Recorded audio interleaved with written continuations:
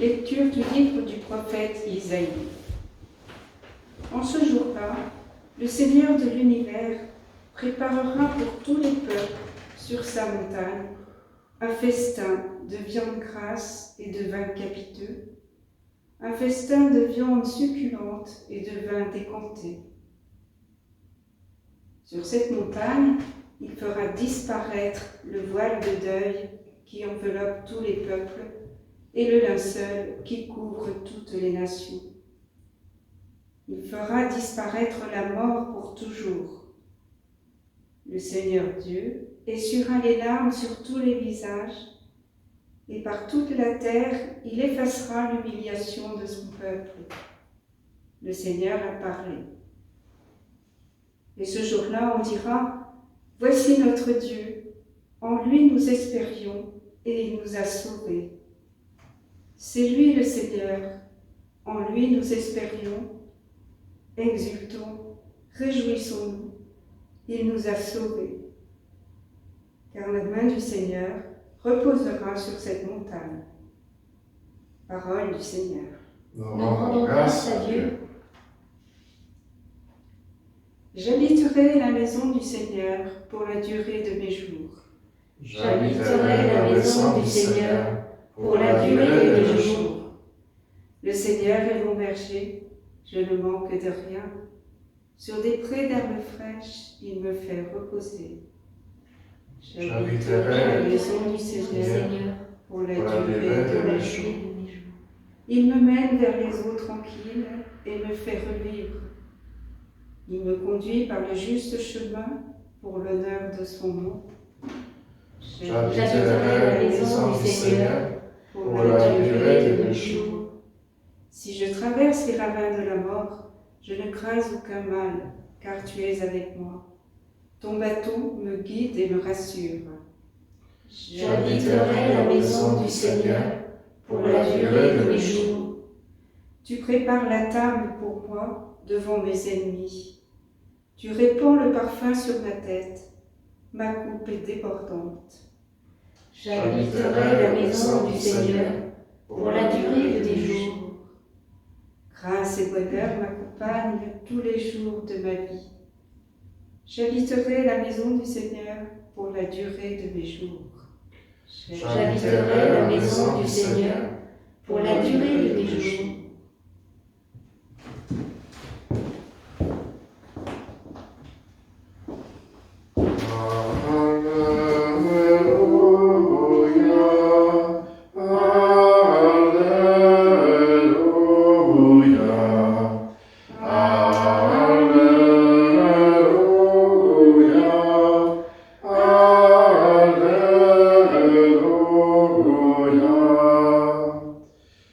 Il viendra le Seigneur pour sauver son peuple, heureux ceux qui sont prêts à partir à sa rencontre. Alléluia, Alléluia,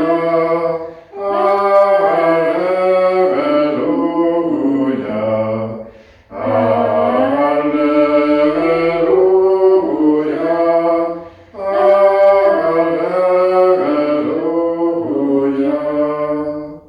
Le Seigneur soit avec vous. Et avec votre esprit. Évangile de Jésus-Christ selon saint Matthieu.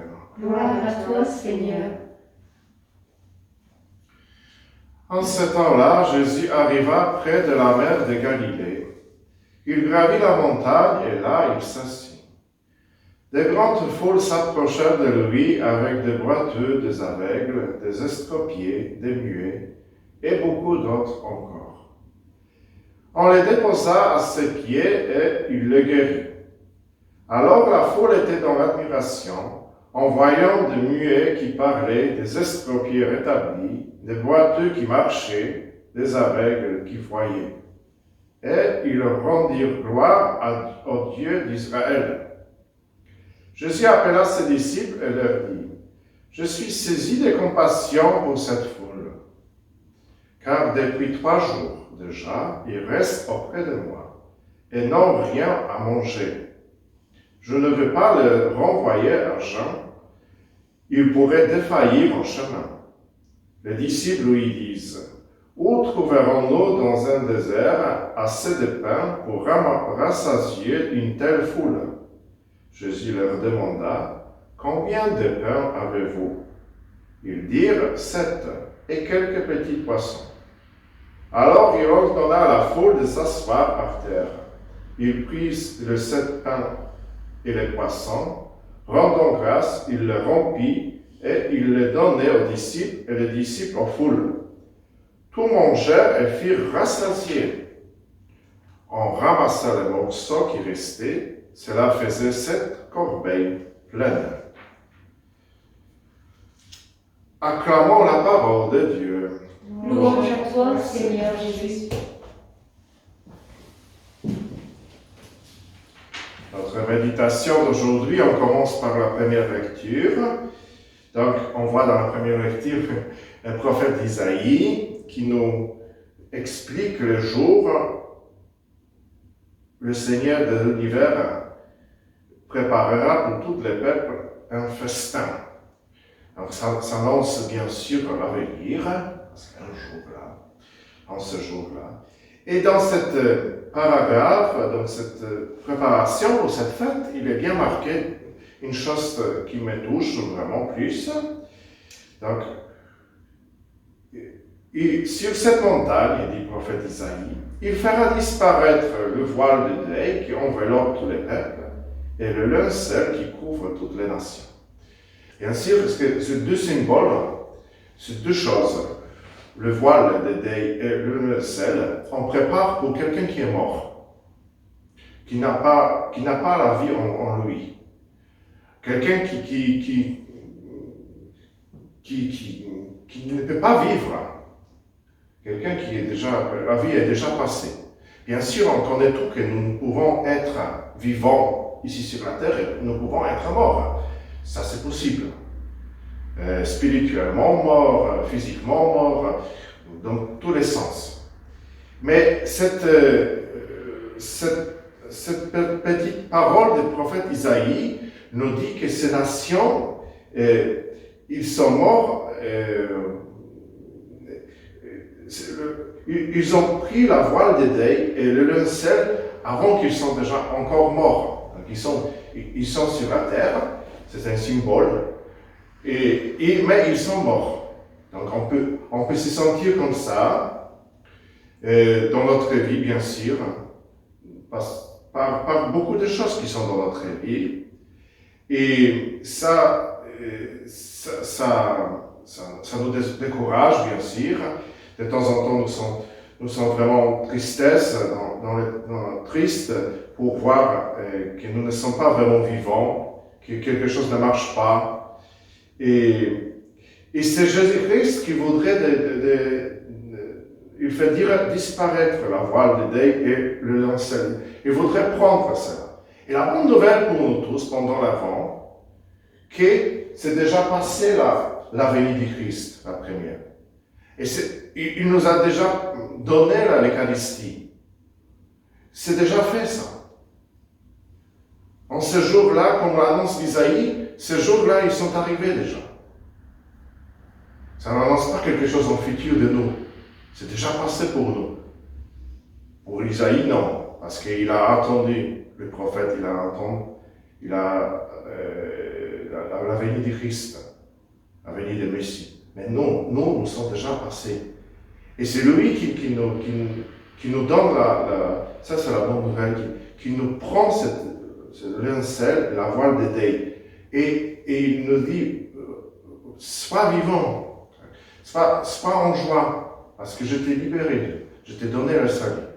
Et pendant l'Avent, et nous avons cette explication aussi, que c'est déjà passé dans la deuxième lecture. Vous voyez, ça veut dire dans l'Évangile. Vous voyez bien que dans l'Évangile, nous avons Jésus-Christ, il a guéri beaucoup de gens. Explication de beaucoup de gens qui sont guéris à côté de lui, mais ils ne sont pas contents, ils ne sont pas en joie. Pourquoi ils ne sont pas en joie, je me demande. Quelqu'un qui était aveugle, il voit et il n'est pas en joie encore. Pourquoi il est fatigué encore par la vie?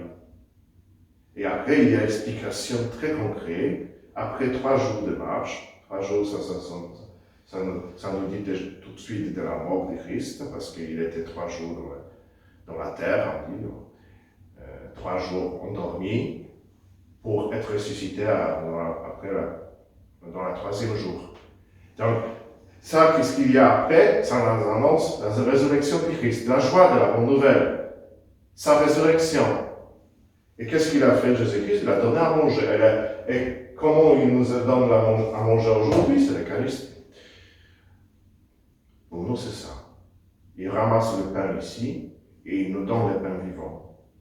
Et pour ça, c'est quelque chose de très très vivant, l'Eucharistie pour nous. Parce qu'on ne peut pas être justement guéri de quelque chose dans notre vie, mais nous sommes aussi, nous avons la nourriture qui est pour nous essentielle, l'Eucharistie, qui nous donne la joie profonde de tout notre cœur. Et ça, je vous souhaite à vous tous que cette étape de guérison, ça accomplisse aussi dans votre vie.